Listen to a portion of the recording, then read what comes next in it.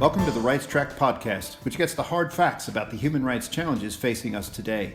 In Series 5, we're asking how does tackling SDG 8.7 in the fight to end modern slavery by 2030 work with the UN's other Sustainable Development Goals to create a better and more sustainable world for us all. I'm Todd. In today's episode, I'm delighted to be joined by John Gathergood, Professor of Economics at the University of Nottingham, and Genevieve LeBaron, Professor of Politics at the University of Sheffield. Genevieve's work is at the forefront of emerging evidence base on forced labor, human trafficking, and modern slavery in the global economy. Since 2008, she's been investigating the business of forced labor and its role and dynamics within domestic and global supply chains. Among numerous accolades, she's been included in the 2018 UK Top 100 Corporate Modern Slavery Influencers and the 2017 Global Top 100 Human Trafficking and Slavery Influence Leaders lists. John's research focuses on understanding consumer behaviour in financial markets, and he works closely with policymakers and business. He's particularly interested in the potential impacts of COVID-19 on the economy and how we build a stronger society after the pandemic. Thank you for joining us today. Now, today we're looking at SDG8 in and of itself, which is all about promoting sustained, inclusive, and sustainable economic growth, full and productive employment, and decent work for all. And of course, we're looking to see how the wider goals of SDG8 interact with the specific ambitions of Target 8.7 to put an end to modern slavery. So thanks for joining me today. And my first question really is to John Gathergood. I wanted to back up just really in terms of SDG8. It emphasizes the importance of sustainable growth, equity, and decent work, etc. But I wanted to back up a little bit on this notion of economic growth and the fundamentals of economics. My understanding, at least from my own work on economics, is that when we talk about economic growth, we talk about a particular combination of the factors of production, if you will, around land, labor, and capital, and the changes that those undergo over time, both from a, really confined to the domestic sphere, but also how they interact in the international sphere through trade. So if you could just give us a little overview of, how do you understand economic growth? What are the drivers for economic growth? And what are the putative benefits of trade? Thanks, Todd. So in its most general form, economic growth is the development of the bringing together of production, be that land and resources and human labor, to increase the goods and services that are produced in the economy over time. So from very small scale agrarian kind of early agricultural markets, you can think of economic growth as being bigger harvests, better machines, better tools for workers, such that you can bring together the factors of production to produce more over time, more harvests, more food, and so on and so forth. And what we've seen over the course of human history, especially since the Industrial Revolution, is that in the Western world in particular, we have experienced persistent economic growth as economies, countries have found new and more efficient mechanisms by which to produce goods and services. Much of that attributable to the increase in the quality and quantity of technology, and latterly computerization and earlier mechanization, and then also to training workers to have greater and more diverse skills to use technology in more efficient ways. So production processes in the modern world look very different to how they might have looked even 150 years ago. And it's this heightened efficiency that allows us to produce more and have more goods and services to share around. But the big question, I think the big question that we were facing before the pandemic, and it's brought even more into vogue during the pandemic, is whether economic growth is equally beneficial to all, and who wins and who loses from a process of technological industrial transformation that clearly advantages those, the owners of capital, the organizers of the production process, and doesn't always give the same advantages to those who are, say, somewhat disenfranchised by not having skills, not having protection of institutions. And that's something that's coming even more into vogue in the current COVID crisis. And it relates to this need to ensure that economic growth processes and some of the successes of markets don't actually come on the back of suffering and exploitation of particular groups and particular maybe types of workers and individuals. And we see that around the world, and maybe we see that even more so in recent events, and the imbalances and the unevenness that we see as a result of some of the growth processes. So that's a really helpful summary, John. And we'll park, in a sense, the exploitation question and the winners and losers assessment, as it were. I'm curious, what's the role of trade and, dare I say, globalization in the story that you've just mapped out for us? I mean, trade is just fundamentally important. Whether you think of it as international trade or just local trade between individuals, one of the basic foundational tenets of the capitalist system is the notion of specialization in trade. So trade facilitates specialization because rather than each of us having to produce all of what we want to consume, all of the food, all of the clothes, all of the machinery, instead we have specialization, which is organized at the local level, whereby I can produce the food and someone else can produce the clothes, and then trade facilitates specialization and therefore transaction and growth. And so at a micro level, that's fundamentally a good thing. What we've seen internationally over the last 150 years is big waves of globalization. And interestingly, each wave of globalization has tended to be associated with a pandemic, partly through the movement of people and goods and services. And in the last 30 years, we've seen probably the biggest international movement of capital that we've ever seen that has facilitated a new form of trade whereby production processes have become far more internationalized, supply chains have become cross-country, enormously complex entities. And that is good for growth because of that specialization that it allows to occur, in even greater magnitude. But it does mean that for modern firms, across the broad spectrum of international trade, the supply chain is very difficult to track. The activities that are going on in different stages of a production process are difficult to monitor. And so coming back to that theme of inequality that kind of rise through economic growth, part of the inequality that rises in international trade is due to the fragmentation of production and elements of a supply chain that might appear to be cheap and quick and accessible, but only because they are, if you like, using the less legitimate or potentially forced forms of labor. I found your description very interesting, John, but I think one thing I would want to emphasize as well is that when we talk about growth, a lot of the mainstream narratives around growth and the way that it's discussed, I think they do tend to overlook that some of the business models that lie at the center of facilitating growth in many countries in the world across many sectors over recent decades, are fundamentally rooted in this kind of mass production retail economy premised upon fast turnover, premised upon cheap disposable goods, and that the supply chains that are part of that, and indeed the business models that lie at the center of that and have been the engine for growth for such a long time, are hardwired, I think, to produce these inequalities and especially to produce labor exploitation in terms of the structural ways that they're set up.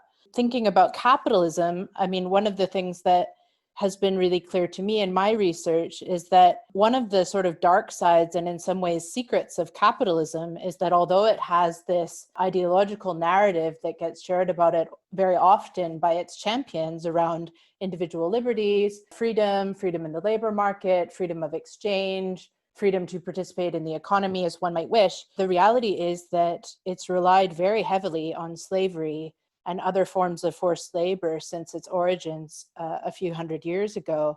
I think the academic literature on capitalism and slavery that really focuses on history, the history of cotton, Sven Beckert's work, Empire of Cotton, to River of Dark Dreams, Johnson's work, there's this whole amazing literature that's really documented the sense in which supply chains, since the origin of capitalism really, have often been about locating and exploiting people who, for various reasons, don't have full rights in the economy, be it through forms of disenfranchisement, legally that they were enslaved and enslavable on the basis of their race and other social forms of oppression, etc. So it's easy sometimes to think of the problems related to growth and capitalism and forced labor in a very modern way. But actually, some of what's being discussed now when it comes to growth in supply chains, it strikes me that these are very long-standing problems that have been with us for a very long time.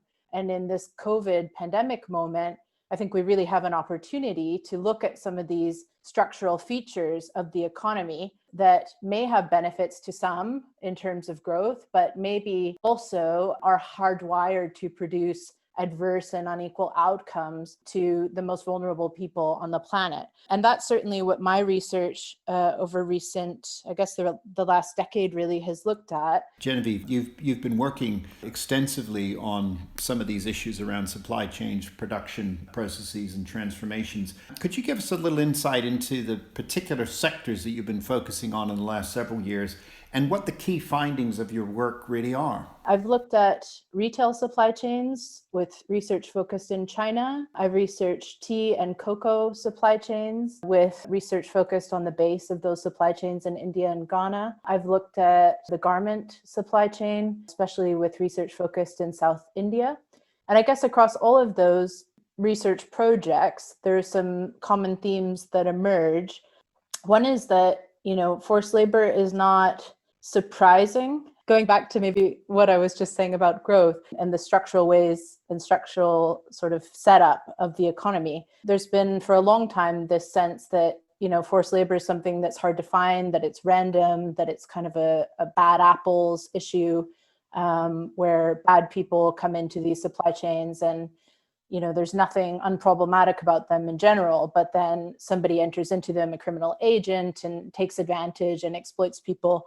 And I guess what my research, if I had to try to sum up across, all the research that I've done, one of the key insights is that there are patterns there. So there are patterns both in terms of why some businesses have demand for forced labor, why supply chains are set up to facilitate the unfair treatment of workers and exploitation of workers. And indeed, that's kind of one of the main benefits to companies in setting up supply chains the ways that they have, and that it's possible to understand the patterns there, both in terms of how businesses make money from forced labor, what their business models are, and why there's such endemic demand for forced labor in some industries and portions of the supply chain rather than others. So that's a slightly different view than what was presented by John. And I just want to clarify that you're really arguing for that there's really a constant prevalence of exploitation, forced labor, and slavery forms of labor throughout history. It's almost baked into the capitalist model of production. Whereas, John was saying there's a sort of winners and losers, and unfortunately, when there are losers, we need protections and institutions, etc. And we'll get to some of the solutions in a moment. But this idea that it's not bad apples, it's actually an endemic part of capitalism is a strong claim coming from you. Is that correct? I don't want to quite say that, but I think what I would say is, we can do these thought experiments. Could we have capitalism without slavery? And a lot of people have spent a lot of time theorizing whether forms of forced labor and slavery, whether capitalism necessitates them or whether they just happen to be a common occurrence, and sort of thinking abstractly about the relationship that we can posit between slavery and capitalism.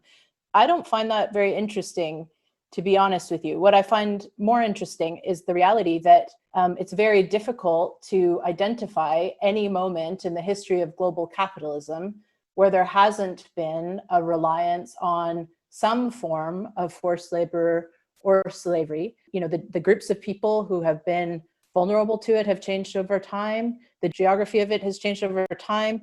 All sorts of things have changed over time, but there is a persistent issue.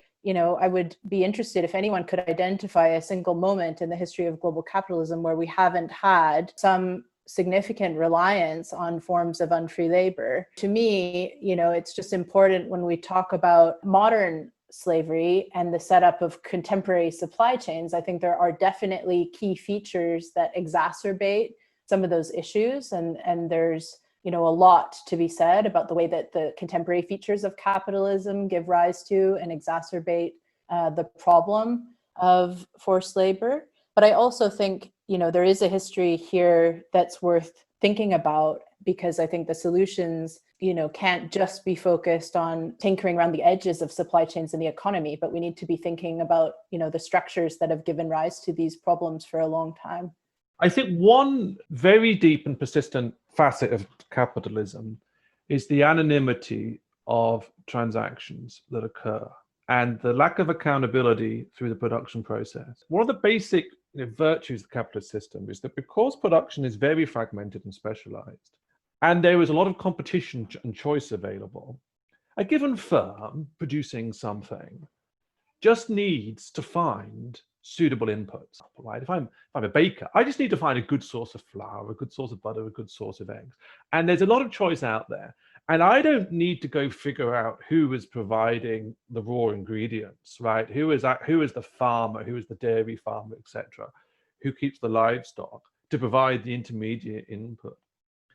I just need to go and find, a good, cheap, efficient source of my inputs. And if I can find a better, cheaper, efficient one, I can go source that. And I don't have to look up further up the supply chain to figure out what's going on. Now, that anonymity is helpful from an efficiency perspective, because as a producer, I can just shop around, get the cheapest best for me, and forget about the rest. But that anonymity also allows, and I think Genevieve would probably say encourages, this exploitation, possibly further down the supply chain, which me, as the producer at the other end, can wash my hands. I can turn a blind eye to it, I can wash my hands of it, because I can just say, oh, well, I bought it from the farmer, and I didn't know where he was actually getting his livestock from, or I just bought it from the next step in the production process. Economists assume that, labor mobility, the stylized models in economic teaching and economic theory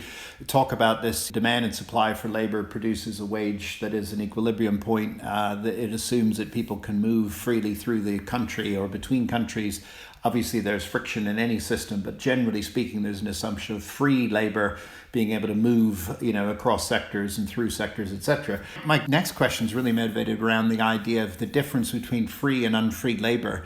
And so perhaps you could just address the notion of free versus unfree labor, but also this argument that there's a persistence of unfree labor. And I absolutely accept the point about the geographical heterogeneity of that and the sector changes, etc., that Genevieve argues, change over time. But this general proposition that, there has been through history and perhaps always will be this presence of unfree labor. I wonder if you could just comment on that for me. There is probably a feature of the current organization of production that does strongly encourage firms that work and exist in contexts with strong institutions to source from countries and contexts with weak institutions, because there unfree labor can be, to a greater or lesser extent, exploited, paid poor wages. So those global supply chains, the institutions and the firms are in a sense complicit in wiping their hands of responsibility for what happens further up the supply chain.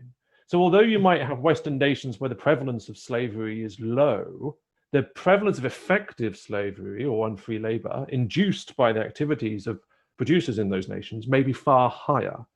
And that is, I think, where there is a problem of accountability within the system of production. So in your view, John, is it not incumbent on the person demanding those supplies to begin to be conscious about the origin of those supplies? This is a basic feature of economic markets, is that individuals should be responsible for the full cost of their production or consumption. So we talk about externalities, right? If I'm a firm that produces pollutants and puts them in a river, that's a cost that I should bear, right? And the role of government is to come in and say, no, you can't do that, and either fine me or stop me or get me to dispose of my waste and other means. Now, to the extent that labor exploitation is an externality, right? It is a cost, an unfair cost, which is borne at some point in a supply chain.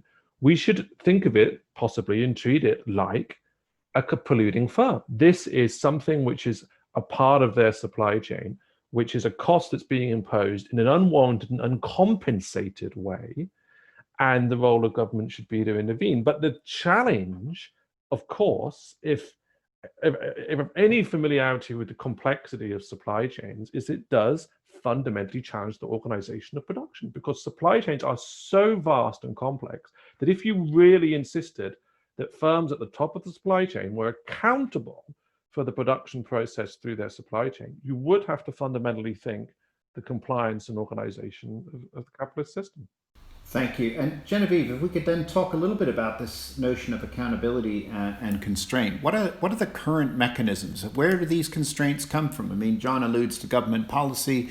There's obviously international labor agreements. There are treaties. There are other things to be done. They might fall into your box of things that are tinkering around the edges. I understand that. But what are the current mechanisms and constraints for this accountability where some of that cost really does get borne by the firm itself? That's a great question. I have a book coming out, Combating Modern Slavery, Why Labor Governance is Failing and What We Can Do About It, where I do look in depth at the whole variety of public and private forms of regulation that I call labor governance that really have set up this whole regime of regulation of different kinds around labor standards and global supply chains and seeking to improve them over recent decades. And I think they include, in a simple sense, on the one hand, corporate social responsibility initiatives, which include both things that companies implement themselves to try to set and improve labor standards in their supply chains, as well as private mechanisms of enforcing those. So things like social auditing. They also include multi-stakeholder initiatives, ethical certification schemes. And the key feature there is that these are voluntary initiatives that companies sign on to. They tend to control. They have the ability to set their own standards within these mechanisms. And on the other hand, you have a whole set of public regulations. And those include everything from government regulation of the labor market, of how states seek to regulate immigration, things like temporary labor provision and subcontracting, also how they regulate business and constraints that businesses have. And then on top of that, you have the sort of international architecture of conventions and rights and standards that I look at a little bit in the book. What we see is that we've had a move over recent decades to rely more and more heavily on these industry-led corporate social responsibility initiatives, in part because the narrative goes that as supply chains have globalized and become complex and long, as John described them, there's an inability or unwillingness of states in the global south to perform the sort of traditional regulatory functions around labor standards and rights enforcement in the labor market. And so what we really need is companies at the top of the supply chain to take accountability and ownership, et cetera. And I look in the book at effectiveness across different metrics and across different types of corporate social responsibility programs. So could you tell us what you found and what do you think it tells us about the efficacy or lack of efficacy of corporate social responsibility programs? Overall, what I find and what I've found in a lot of my research is that it's pretty bad news for effectiveness of corporate social responsibility when it comes to dealing with the worst forms of exploitation, like forced labor. We don't see a lot of evidence, and in fact, we see very, very little evidence that corporate social responsibility initiatives have been effective in the 20 plus years that they've been underway in locating and finding forced labor, in reporting it, in facilitating appropriate corrective action, in providing the kind of support that victims need. There just hasn't been very much evidence of success. And going back to the points that John just made earlier about, how supply chains and capitalism sort of facilitate anonymity, I think our disciplinary locations maybe give us slightly different lenses on the problem. But I think one of the things that strikes me as being important here, and in understanding why corporate social responsibility initiatives aren't working very well, is that there's, at the moment, the political economic conditions allow for wildly unequal value distribution along supply chains. So you have just a massive concentration of wealth and profits at the very, very top of these chains, and insufficient margins at the bottom to allow suppliers to even cover the cost of minimum wage if they wanted to. That came through very clearly in my tea and cocoa research. And at the same time, you have governments regulating or not regulating these supply chains in ways that facilitate huge power imbalances between businesses at the top of the chain and then businesses further towards the bottom of the chain, and even bigger power imbalances between businesses and workers. And so that all needs to be part of the picture, I think, when we're talking about accountability. It's not just that governments sort of sit on the sidelines and then rush in to save the day in, identifying slavery and prosecuting people. To me, the bigger picture is that governments have been the architects of globalization, and they've helped to set up the whole system and supply chains in a way that facilitates this massively unequal value distribution and other dimensions of supply chains that perpetually give rise to exploitation and forced labor. That's great. You've really mapped out the different dimensions and levels of accountability and the preference for CSR strategies, corporate social responsibility strategies over other mechanisms. I wonder if we might just think about a concrete case to tease out some of these differences here. I'm thinking in the recent expose of the production of garments in Leicester in the United Kingdom. So there have been concerns surfaced certainly during the pandemic around production processes here in the UK. So to take John's notion of the virtue and vice of capitalism, if I'm someone who wants to produce garments for sale into the marketplace at a very competitive price, the idea of fast fashion where you can buy a top for £3, you can wear it for a week and then get another one because it was so cheap it doesn't matter, you just substitute a new one in. The drive of the price downward is in part fueled by the use of labor that's not paid fairly or even paid extremely unfairly or not paid at all. So can we use the Leicester case as a microcosm of this larger discussion we're having? And if so, in what way? And I guess I'll throw that question to John first and then come back to Genevieve. What's going on in many of these markets is that the retail product has an unbelievable price. That should just be a warning to the consumer and then just to the retail space that this is there's most likely an untoward production process involved. You mentioned the £3 garment. How can you produce a £3 garment anywhere in the world, maybe especially in the UK, that now has a national living wage of $8.72 an hour for over 25s? That's an unbelievable price. And when people walk in the shop, they see a garment and think, wow, that's unbelievably cheap. And it is unbelievably cheap because it's essentially a violation of the legal production process that brings about that form of production. And we see that happening. I imagine it's because that production process is basically contained within the UK that it's come very much into the news. The basic thing that we see here is that drive to make cheaper products of a given quality results in essentially kind of unbelievable products. And that's exactly what we see not far from us here in Nottingham, down the road in Leicester. My take is that it reveals exactly the sorts of problems I'm drawing attention to in my book, which is that you have, on the one hand, it's an open secret in the garment industry that sourcing takes place very often below the cost of production. So what suppliers are selling goods for is less than what it actually costs them to produce those goods, including the cost of minimum wage. This has been well documented for over 20 years in the garment supply chain, in garments located, production in all sorts of countries, including the UK, including Canada, including other places where you have garment production located. And so there's really this whole sector-wide problem. And that's why we have such frequent reports from workers and from activists of the issues that they face in those supply chains, ranging from labor exploitation to gender-based violence to the lack of severance pay upon dismissal to problems around unionizing and exerting their labor rights.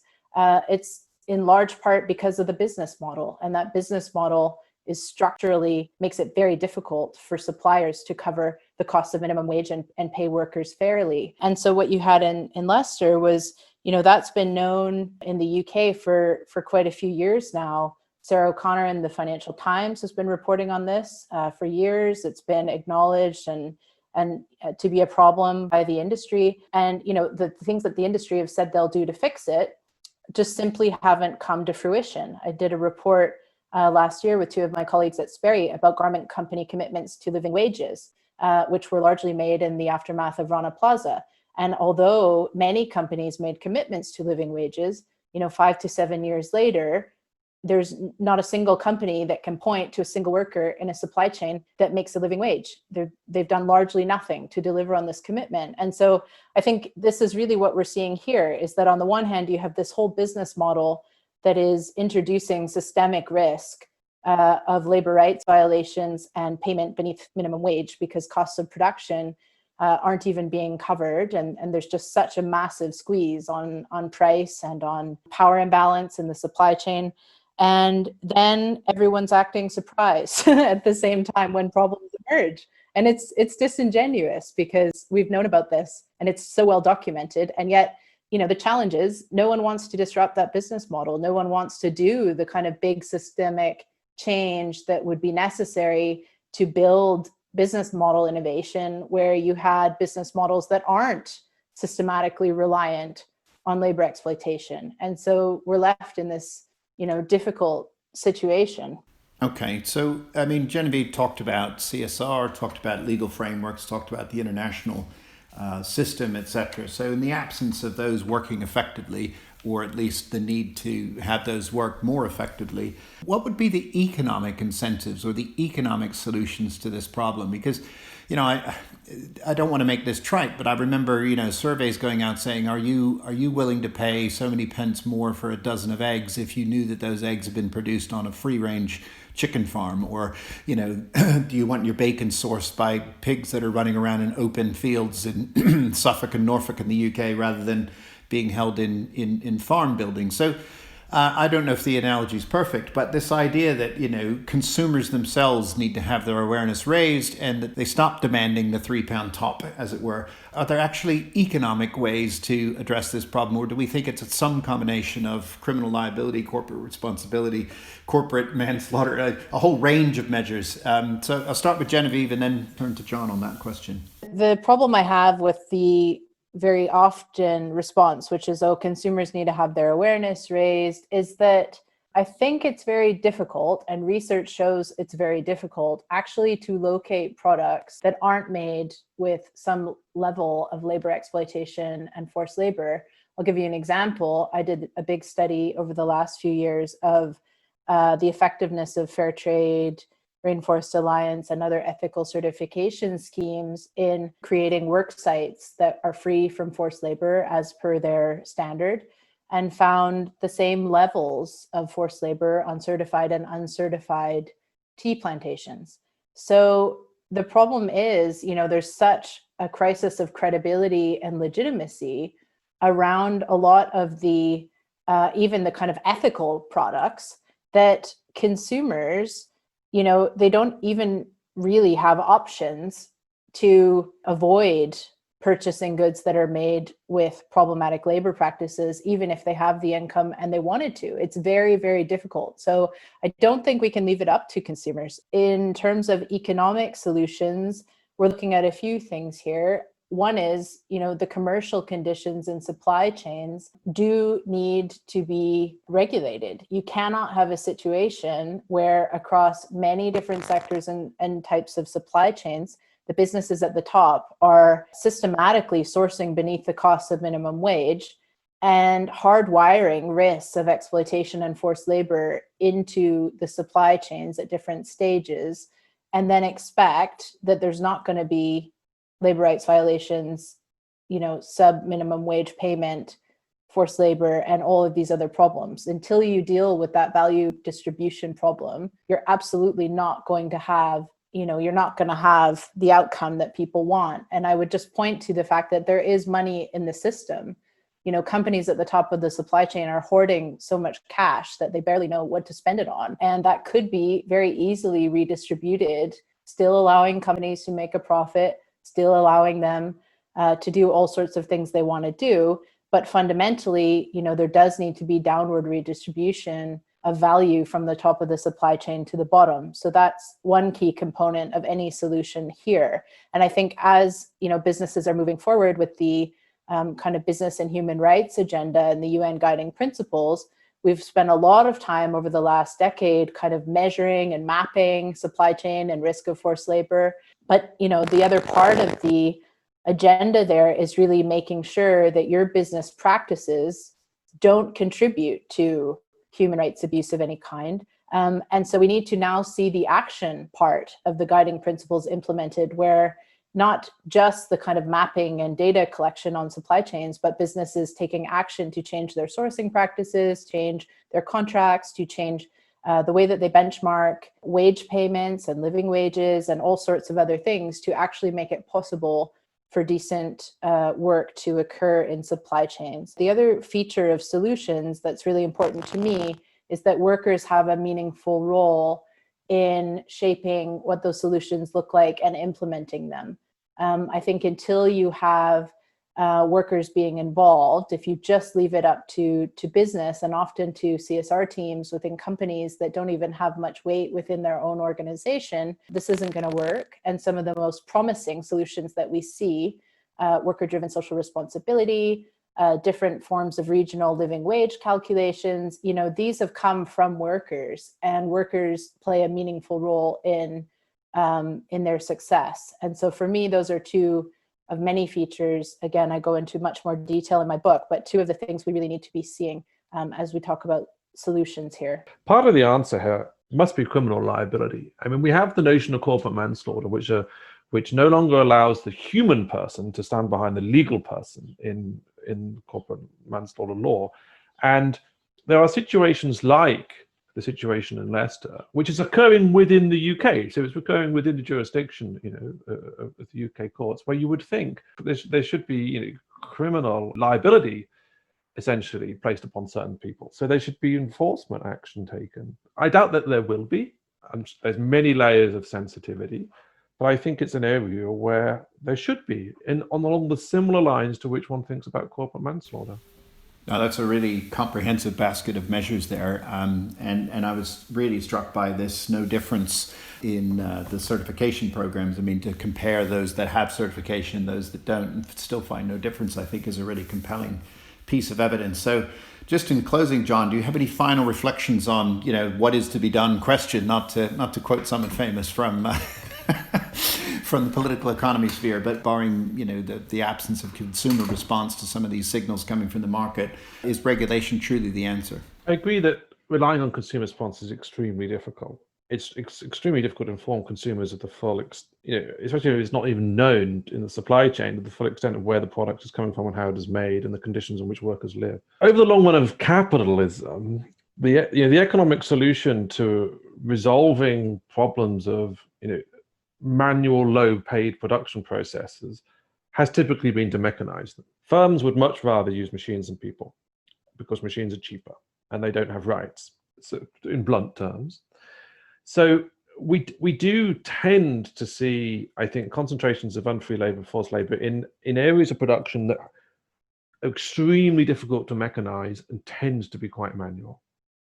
And so the economic solution to mechanize is probably not there in many cases. And I don't think, as Genevieve explained, that just within the corporate structure, within the economic system, there is no one with the incentive or the power internally to move the direction of the firm. And so therefore, it is the need for regulation and accountability through the supply chain. It's the externality that is not being accounted for in the way in which we price and trade goods and services. The fact that there is unfair labor being used in the supply chain, that should be dealt with in the same way that you should deal with other externalities like the polluting firm or the carbon emitting production process. It's a cost which is unfairly being imposed on a third party, others, that should be accounted for. And absent regulation that aims to ensure accountability through the supply chain, it's very difficult to see any organic indigenous way in which this is going to be resolved. Thank you very much. I thought it was an incredibly rich discussion. We had a kind of longue durée account of capitalism's advance, globalization, and the many vagaries and contradictions and tensions within those processes. We've covered off sort of, are there consumer approaches, are there self-regulating approaches, are there state regulating approaches, etc. And a difference in perception, at least in perspective, on some of the solutions, but a lot of convergence as well. So for now, I just want to thank both you, John Gathergood and Genevieve LeBaron, for joining me on this episode of The Rights Track. Thank you very much. Thanks for listening to this episode of The Rights Track, which was presented by Todd Landman and produced by Chris Garrington of Research Podcasts. Funding for this series comes from the University of Nottingham's Rights Lab project, home to the world's leading contemporary modern slavery experts and first large-scale research platform for ending modern slavery. Don't forget to join us on Twitter @RightsTrack and to subscribe wherever you find your podcasts.